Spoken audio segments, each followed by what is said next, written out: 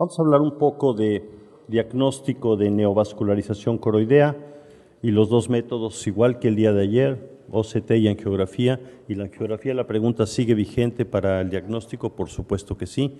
¿Y qué hacemos para el seguimiento? De nuevo, el seguimiento lo hacemos con OCT. Neovascularización coroidea es lo que también llamamos membrana neovascular, tal vez el término más correcto es neovascularización coroidea. Implica crecimiento de arterias y venas nuevas debajo de la retina o debajo del epitelio pigmentado de la retina. Recordemos que en condiciones normales la corio capilaris no tiene contacto directo con la retina, pero si tenemos algún defecto a nivel del epitelio pigmentado de retina o tenemos un exceso de factor angiogénico o fracturas en el nivel de la membrana de Bruch o depósito de drusen debajo del epitelio pigmentado, pueden producirnos cambios en el epitelio pigmentado y esto hacer que vasos provenientes de la corio capilaris pasen a través del epitelio pigmentado hacia el espacio subretiniano o subepitelial, y estos vasos, recordemos, son anormales. Vasos anormales quiere decir dejan salir líquido que normalmente no debiera de salir y producen acúmulo de líquido debajo de la retina o debajo del epitelio pigmentado de la retina, levantan la retina y por ser vasos anormales también son muy frágiles, se rompe fácilmente, hay hemorragias, hay liberación de lipoproteínas y a la larga formación de una cicatriz, que es lo que viene a destruir la retina central y que finalmente nos produce la pérdida de visión central, que es lo que vemos en la fotografía inferior. Cuando nosotros tenemos drusas en el área central, en la mácula, estas drusas pueden llevarnos a tres caminos. En una primera etapa, lo que llamamos degeneración macular temprana, tenemos básicamente la presencia de las drusas, y las drusas pueden permanecer por muchos años, en promedio tal vez unos 10 años, sin darnos un problema serio. Estas drusas, sobre todo drusas blandas o drusas duras pero grandes, con cambios pigmentarios, lo más común que nos produzcan a la larga es atrofia de epitelio pigmentado de retina, que le llamamos atrofia geográfica. Y por aquí se van a ir más del 95% de los cambios de degeneración macular hacia una degeneración macular seca. Esto es una etapa temprana, esto es una etapa tardía, que es una atrofia geográfica. Aproximadamente entre el 5 y el 10% de los pacientes que tienen drusas blandas, el camino que van a seguir es formar neovasos debajo de la retina, y es lo que llamamos degeneración macular húmeda. Hay una variante en la cual no vemos la neovascularización clásica, sino se despega el epitelio pigmentado y le llamamos despegamiento de epitelio pigmentado de retina. De manera que partimos de las drusas y tenemos tres cambios: atrofia geográfica, neovascularización coroidea y despegamiento de epitelio pigmentado de retina. Ya sea el despegamiento de epitelio pigmentado de retina o la neovascularización, pueden llegar a producirnos la cicatriz disiforme, que es la destrucción de la zona central de la retina. ¿Cuál es el objetivo de la terapéutica en neovascularización coroidea? Evitar que lleguemos a esta etapa, detectar lo más temprano posible la neovascularización para intentar frenarla y evitar la formación de una degeneración macular con una cicatriz disiforme. Hasta el momento actual no tenemos forma de evitar que las drusen nos produzcan cambios de tipo atrófico, es decir, la degeneración macular seca. Y una vez más, ayer me dicen que les dije que todos estaban viejos, pero otra vez, cuando lleguemos a los 70 años, el 15% de nosotros va a tener cambios de este tipo. Y si vivimos 90 años, el 30% de nosotros va a estar así o así. Y esto significa 1 de cada 3 de nosotros si es que llegamos a esa edad. No podemos evitar el envejecimiento. Recordemos, cuando decimos degeneración macular relacionada a la edad, estamos hablando de envejecimiento de la retina. ¿Y qué le tenemos que explicar al paciente? ¿Qué enfermedad tengo? Su retina está envejeciendo. La mácula, que es la zona central de la retina, está envejeciendo y eso no lo podemos detener. Lo único que podemos modificar si hacemos el diagnóstico a tiempo es evitar llegar a una cicatriz grande debajo de la retina. Pero de este lado todavía no lo podemos evitar. ¿Los antioxidantes lo evitan? Siempre nos preguntan eso. No. 17% de los pacientes en el estudio de REDS que recibieron antioxidantes durante 10 años, 17% tuvo menos progresión comparados con los que no lo recibieron, pero todos nos envejecieron. Y vale la pena que nos tomemos los antioxidantes, a lo mejor sí, porque si en 20 años nos dicen que sí servían, ya se nos fueron 20 años y vamos a estar más viejos. Entonces, a lo mejor vale la pena que lo valoremos, pero de todos modos no podemos evitar eso. Pero de todos modos pensemos, paciente que está en esta etapa, tenemos 3 probabilidades. ¿Qué vamos a hacer? Vamos a hablar un poco de estas dos, qué es lo que pasa angiográficamente y por OCT en esas dos. La angiografía nos dice dónde se estanca el colorante, dónde hay un espacio. Ayer nos explicaba el doctor José Luis Guerrero que la fluoresceína puede quedarse estancada en espacios. Y si nosotros tenemos un levantamiento de la retina y vasos anormales que son hiperpermeables, va a haber estancamiento de colorante en un área. ¿Y qué nos dice la angiografía? ¿En qué zona se estancó el colorante o dónde el epitelio es más delgado? ¿Pero qué nos dice el OCT? En dónde tenemos líquido, si está debajo del epitelio pigmentado de retina, si está debajo de la retina, si tenemos sangre o una proliferación fibrovascular, nos da mucho más información que lo que nos da la simple fotografía de retina. Y de nuevo, la angiografía sigue vigente, y cuando hablamos de angiografía en neovascularización coroidea, debemos de contemplar que tenemos 2 colorantes. La fluoresceína, que es el que más utilizamos y sigue vigente para este tipo de problemas, y la indocianina verde. La fluoresceína nos da información básicamente estructural de vasos de retina, pero también nos da información de vasos subretinianos. Y la indocianina verde nos sirve para estudiar coroides, aunque también nos da información de vasos de retina. ¿Por qué no le hacemos a todos los pacientes indocianina verde? Porque la mayoría de los pacientes, con la información que tenemos de OCT y de la angiografía con fluoresceína, es más que suficiente. Y en algunos casos sí solicitamos indocianina verde. Recordemos, los vasos normales de retina no dejan escapar el colorante. El epitelio pigmentado de retina es una barrera que impide que el colorante que escapó de vasos de coroides penetre retina. Pero cuando el epitelio está enfermo o cuando los vasos de retina están enfermos, sí hay localización anormal de este colorante. Abajo tenemos la fluoresceína y del otro lado indocianina verde. Veamos nada más los 2 esquemas, las 2 fotografías que tenemos del lado derecho. Arriba es una angiografía con fluoresceína y abajo el mismo ojo con indocianina verde. Veamos la gran diferencia. Arriba podemos detectar vasos de retina y si el epitelio pigmentado de retina se atrofia, vamos a tener hiperfluorescencia por fenómeno en ventana, es decir, podemos ver más profundo, el epitelio está atrófico y esto nos produce hiperfluorescencia por fenómeno en ventana. Pero si hacemos una angiografía con indocianina verde, podemos ver los vasos coroideos que están por debajo, que no los vemos en una angiografía con indocianina verde por la hiperfluorescencia que nos produce el epitelio pigmentado de la retina. Entonces, en algunas condiciones está indicado hacer indocianina verde, en otras condiciones, la mayoría de los casos, basta con la angiografía con fluoresceína.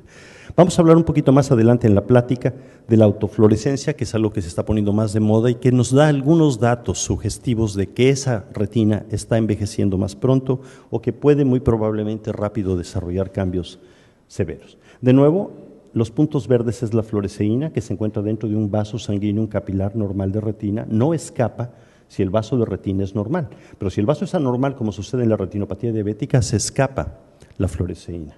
Y recordemos, en condiciones normales la fluoresceína sí escapa de la corio capilaris, pero no penetra más allá del epitelio pigmentado de la retina por la zónula ocludens o las uniones firmes que existen en el epitelio pigmentado de la retina.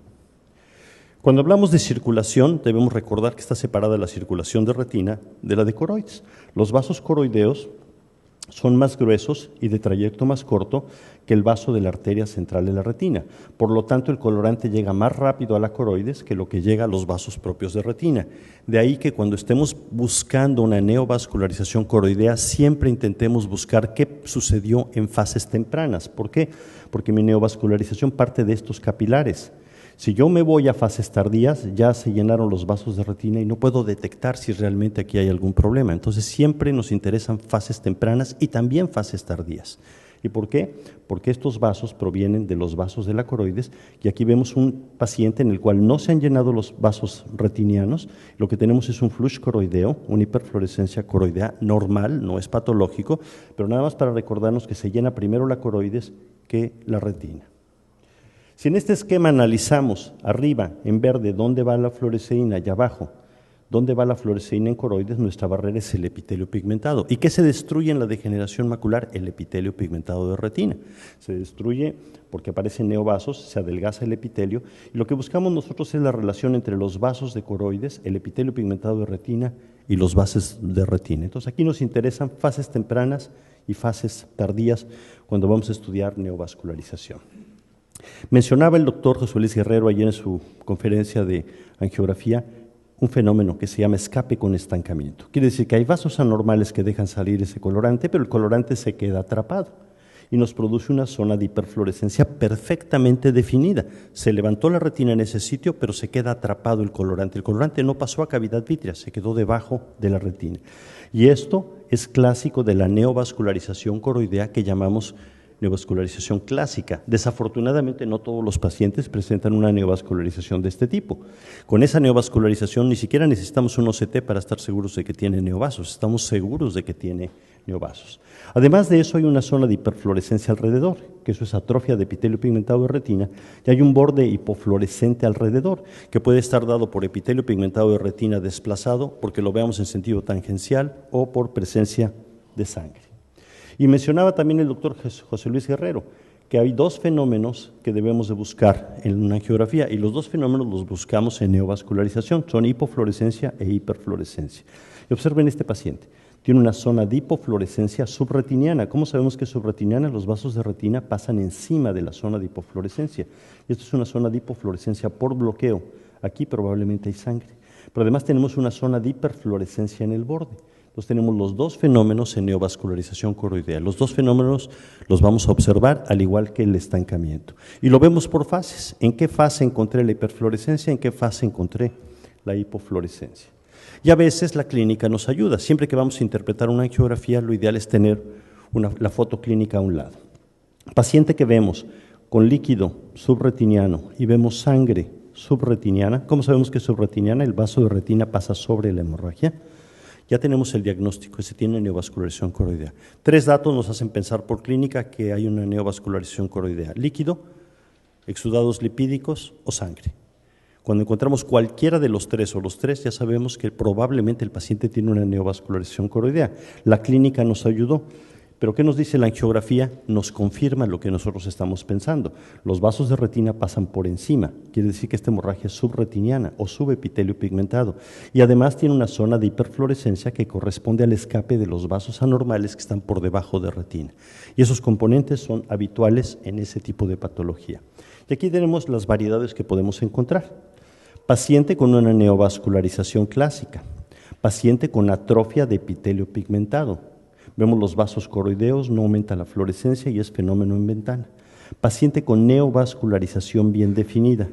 Paciente con despegamiento de epitelio pigmentado, que es lo primero que vamos a analizar ahorita. Y paciente con una hemorragia subretiniana que nos produce un bloqueo de la fluorescencia que produce la neovascularización. Todos estos son componentes de una degeneración macular relacionada a la edad. Y analicemos el primero, despegamiento de epitelio pigmentado. La foto clínica no nos dice mucho, hay un cambio de coloración en la zona central. Esta es una etapa muy temprana y esta es una tardía. Desde etapas tempranas vemos una hiperfluorescencia difusa en esta área, pero si nos vamos a etapas tardías, hiperfluorece en forma muy importante, los vasos de retina pasan por encima. ¿Qué pasó aquí? El epitelio pigmentado se levantó, se hizo como una bóveda, una cúpula a nivel del epitelio pigmentado, y eso se llena de líquido. Se empieza a llenar desde etapas tempranas, pero produce una hiperfluorescencia muy importante en fases tardías. Esto es un componente frecuentemente de una neovascularización coroidea que no podemos definir. No puedo asegurar que ahí hay vasos anormales, no los veo, pero sí veo el despegamiento de epitelio pigmentado. Este es un esquema del libro de Gass, en el cual sugiere que algunos despegamientos de epitelio pigmentado de retina son fibrovasculares y tenemos neovasos que parten de la coroides hacia el espacio subepitelio pigmentado, sueltan líquido y eso empuja el epitelio pigmentado de retina hacia arriba. Y lo que nosotros vemos, la flecha verde, es la zona de hiperfluorescencia a través de la retina, y esa zona de hiperfluorescencia a través de la retina produce lo que estamos viendo aquí. No todos los despegamientos son vascularizados, pero algunos de ellos sí. Y de nuevo, una etapa temprana de un despegamiento, vemos una hiperfluorescencia mal definida, difusa, pero si nos vamos a una etapa tardía, vemos que tiene varias zonas de hiperfluorescencia que corresponde a despegamiento de epitelio pigmentado. Y aquí de nuevo, una etapa temprana y una etapa tardía de un despegamiento. Si los despegamientos son crónicos, a veces vemos esto, líneas radiadas hipofluorescentes dentro de la zona del despegamiento. Y un despegamiento de epitelio pigmentado puede durar años, y muchas veces se puede resolver en forma espontánea, sin tratamiento. Y de hecho, no todos los autores están de acuerdo en que intentemos tratar esto, ¿Por qué? Porque esto es un levantamiento del epitelio pigmentado, no necesariamente progresivo y no necesariamente dañino. Pero observen este paciente. Si vemos clínicamente, tiene una zona de hiperpigmentación aquí. Y el cambio de retina, aquí hay un color diferente en la retina. ¿Se fijan en esta zona? La retina es diferente y con muchas ganas aquí veo vasos coroideos. ¿Y por qué veo vasos coroideos y veo un borde aquí? Porque este paciente tenía un despegamiento de epitelio pigmentado. El paciente recibió tratamiento con antiangiogénico, se rompió el despegamento y se enrolló sobre sí mismo. Así como cuando nos sale una quemadura en la piel con una vejiga, se rompe la vesícula y se enrolla la piel hacia adentro, lo mismo pasa aquí. Entonces, esta zona que ven de hiperfluorescencia es donde el epitelio se rompió, se desgarró, y esta zona de hiperpigmentación es donde se enrolló como una alfombra sobre sí mismo.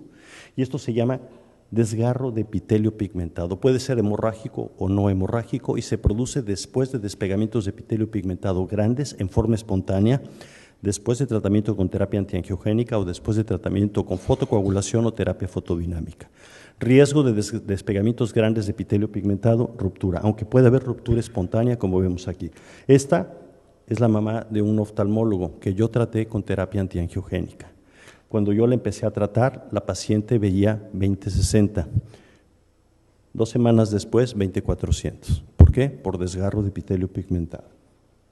Entonces, OCT nos ayuda a pensar y combinar lo que estamos viendo con la angiografía, con lo que estamos viendo debajo de la retina. Es paciente de 64 años, 20/60, tiene metamorfopsias, y aquí vemos una zona que parece un riñón a nivel de la mácula y algunos cambios pigmentarios aquí. Si a ese paciente le hacemos una angiografía, confirmamos lo mismo, tenemos un despegamiento de epitelio pigmentado, con algunos cambios probablemente atróficos a nivel del epitelio pigmentado de retina y tal vez algo de líquido también en esta zona. Es probable que este paciente haya tenido cuadros de serosa central previos cuando era mucho más joven y lo estamos viendo a los 64 años. Como es paciente mayor de 60 años, tenemos que pensar que tal vez también hay cambios por la edad, pero si se fijan tiene forma como de riñón, y eso frecuentemente se observa en despegamientos de epitelio pigmentado. Se sugiere que en la zona donde se juntan las dos protuberancias de ese riñón, en el mero centro, pudiera estar los neovasos de retina, que a veces los podemos identificar por indocianina verde. Pero ¿qué pasa si hacemos un OCT en este paciente? Depende dónde hagamos el corte de lo que vamos a observar. Si el corte del OCT lo hacemos en uno de los bordes, vamos a ver un despegamiento de epitelio pigmentado de retina y un despegamiento de retina. Pero esa imagen puede cambiar mucho también si yo hago el corte en otro sentido. Si yo hago el corte en este sentido, entonces parece que tengo un despegamiento bilobulado y es exactamente la misma patología, depende de dónde estemos pasando. Y a veces nos dicen, ¿por qué cambió tanto con el tiempo? Observen siempre la línea de corte. ¿Dónde pasó la línea de corte del OCT? Y esto a veces nos da una imagen que es curiosa, y esa imagen nos dice, bueno, tengo un despegamiento de epitelio pigmentado, pero también tengo un despegamiento de retina asociado, y depende de dónde esté pasando para que lo observemos. Paciente de 71 años, tengo cambios pigmentarios en retina, algo que parece un despegamiento en la zona central, y a la hora que hacemos la angiografía de retina, tengo varias zonas de hiperfluorescencia. ¿Qué vamos a encontrar en el OCT? El OCT nos va a ayudar a confirmar lo que nosotros estamos observando y depende de dónde se hace el corte. Entonces tengo un despegamiento de epitelio pigmentado de retina, que es esta zona. Tengo además un despegamiento de retina y algunas lesiones hiporreflécticas de aspecto quístico intrarretinianas. Y esto sigue siendo un despegamiento de epitelio pigmentado de retina. ¿Puedo asegurar si está vascularizado o no? Aquí no. Tendría que ser una indocianina verde y a veces con indocianina verde lo puedo confirmar. Ahora, si el corte lo hacemos más abajo, puede ser que la imagen que estamos observando cambie completamente y por eso importa mucho saber en dónde hicimos el corte. En ocasiones tenemos múltiples drusen o drusen blandos que nos producen despegamientos o irregularidad a nivel del epitelio pigmentado de retina y además pueden asociarse o no con despegamientos epiteliales. Si hablamos específicamente de neovascularización, hay dos cosas que a lo mejor vale la pena recordar. Esto antes importaba mucho, ahora ya no importa. Si la neovascularización estaba totalmente fuera de la fobia, si estaba en el borde de la fobia o si estaba en el centro de la fobia, y se llamaba subfobial, yuxtafobial y extrafobial. ¿Y para qué era esta clasificación? Cuando no teníamos terapia antiangiogénica y no teníamos terapia fotodinámica, usábamos láser.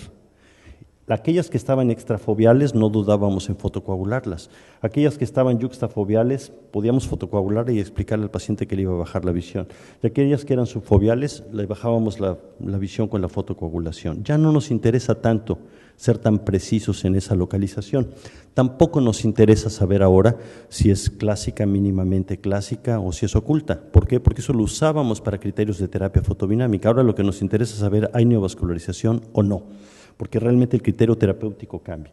Esta clasificación tiene importancia con fines terapéuticos, pero no en la actualidad, porque eso no va a definir lo que nosotros vamos a hacer con estos pacientes.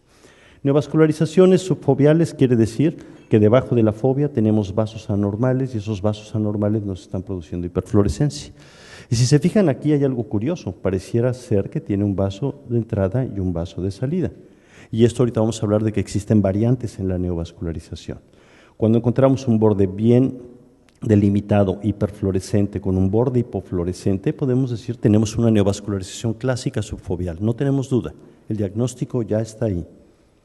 Pero hay veces que no podemos definirlo tan fácilmente y que el OCT únicamente nos dice hay un levantamiento, tal vez tejido fibrovascular debajo, tal vez lesiones hiporreflécticas debajo de retina. ¿Y qué nos interesa saber aquí? Si hay separación entre la retina y el epitelio pigmentado. ¿Por qué? Porque eso nos puede hablar a veces de que aún hay actividad de la neovascularización y si vale la pena o no seguirla tratando. En este paciente tiene una hemorragia subretiniana antigua. De hecho, ya cambió el color de la sangre y lo vemos de color amarillo. Tal vez tiene también una hemorragia subepitelio pigmentado, que la vemos un poco más oscura. La angiografía tampoco nos dice mucho, pues yo veo una zona grande de hipofluorescencia por bloqueo, tal vez con unos bordes hiperfluorescentes, y parte del borde del nervio óptico. Si parte del nervio óptico más que de la mácula, podemos pensar que tiene tal vez una variante que se llama vasculopatía polipoidea. ¿Por qué importa diagnosticar vasculopatía polipoidea? En México probablemente el 15% de los pacientes tienen esta variante, en Japón llega hasta entre el 30 y el 50%, y la vasculopatía polipoidea no responde tan fácilmente a la terapia antiangiogénica sola, ahí hay que valorar probablemente terapia combinada, que hablaremos en la siguiente conferencia de eso. Si nosotros hacemos un OCT con un paciente que tiene una hemorragia densa subretiniana, habitualmente no nos da más información.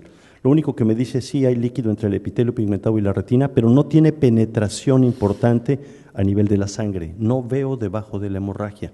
A veces que queremos mirar con el OCT debajo de la hemorragia, recordemos es luz que no va a pasar a través de una zona opaca y no me da mayor información. Sé que está levantada, desorganizado el tejido, pero no me da mayor información. Entonces OCT aquí perdió mucho de su utilidad. ¿Por qué? Porque la hemorragia es densa y es diferente a lo que vemos aquí cuando no tenemos sangre, que yo puedo decir si hay líquido o no.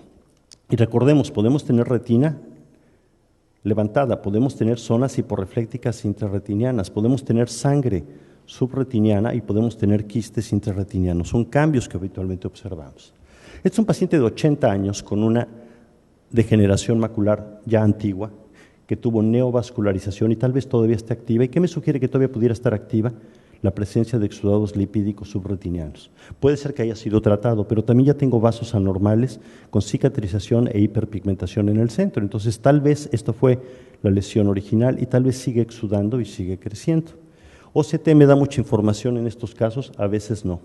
A veces me dice, tengo una zona de levantamiento, irregularidad de la retina, pero no me da a veces la definición que yo quiero, no me da más datos, porque ya tengo una cicatriz subretiniana y todo el tejido debajo está desorganizado. Paciente que tiene exudación lipídica, líquido subretiniano, no hay sangre, pero ya por clínica puedo decir tiene neovascularización subretiniana.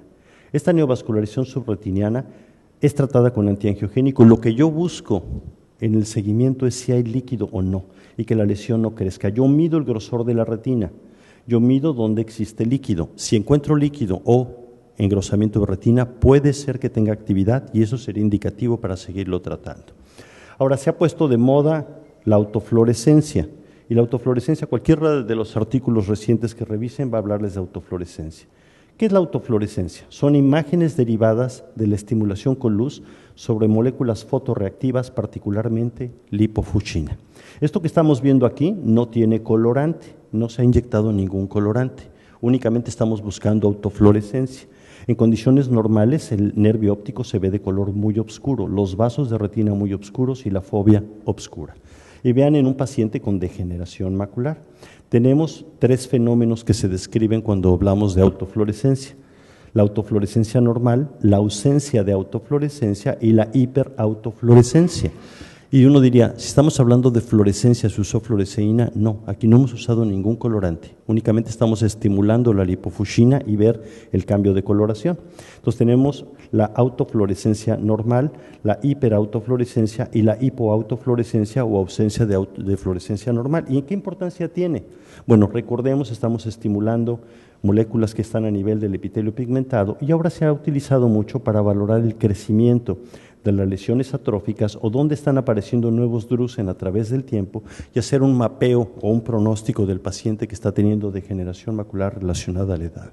Tal vez uno de los mejores libros que yo he revisado sobre autofluorescencia es este de Noemí Lois, que si lo pueden conseguir, si a alguien le interesa retina, es un libro muy práctico, uno aprende fácilmente autofluorescencia con este libro.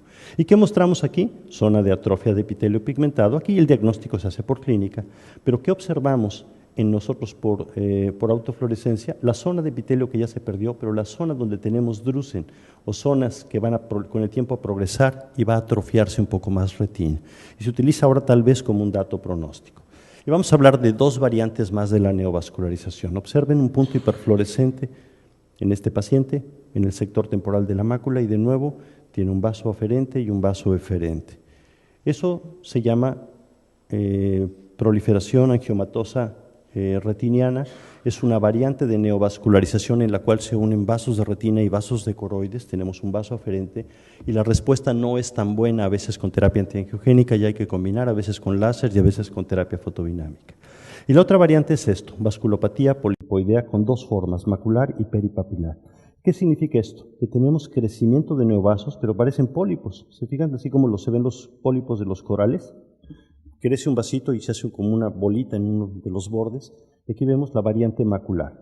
Aquí está el crecimiento de los vasos anormales y cada uno del crecimiento de esos vasos se convierte en una dilatación importante. Por fluoresceína no lo podemos diagnosticar, por indocianina verde lo podemos diagnosticar. Aquí tenemos las 2 imágenes. Esta sería una de las indicaciones para indocianina verde, cuando sospechamos que tiene el paciente una vasculopatía polipoidea. Y lo más común, la forma más común es la que es peripapilar.